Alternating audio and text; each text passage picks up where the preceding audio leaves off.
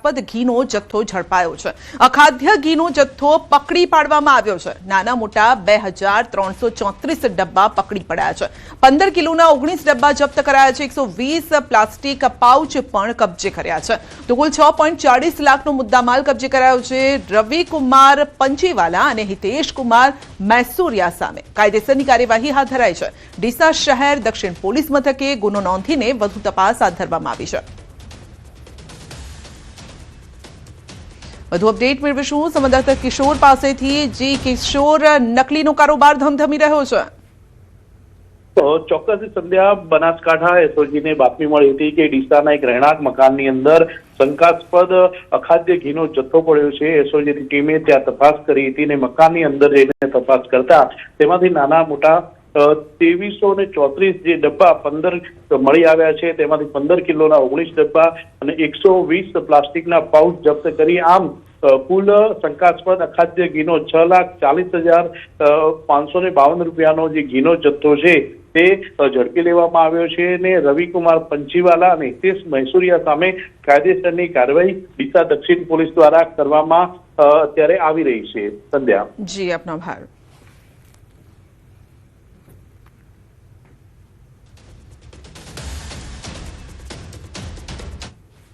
તો રાજ્યમાં નકલીનો રાફડો ફાટ્યો છે। નકલી વરિયાળી બાદ નકલી મસાલા, ગોંડલમાંથી નકલી લાખોનો મસાલો ઝડપાયો છે।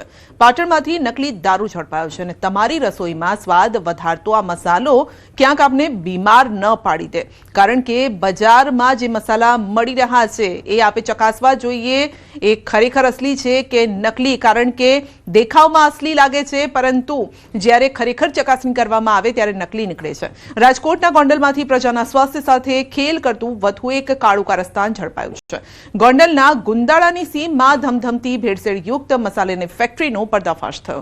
જેપી મસાલા નામની ફેક્ટરી પર પોલીસ અને ફૂડ વિભાગે ત્રાટકીને લાખો રૂપિયાનો શંકાસ્પદ જથ્થો ઝડપી પાડ્યો। સવાલ એ છે કે આખરે મસાલાના નામે તૈયાર શું થતું હતું? ધાણા જીરુંનું ભૂસું, મકાઈનો લોટ, પામોલીન તેલ અને તેમાં હાનિકારક કૃત્રિમ કલરનું મિશ્રણ, આ તમામ વસ્તુઓ ભેળવીને તૈયાર કરાતો હતો નકલી મસાલો અને પછી આ ભેળસેળનો માલ બજારમાં પહોંચાડાતો હોવાનો ખુલાસો થયો છે। દરોડા દરમિયાન ફેક્ટરીના ગોડાઉનમાંથી 41,91,000 રૂપિયાનો મુદ્દામાલ સીઝ કરવામાં આવ્યો છે।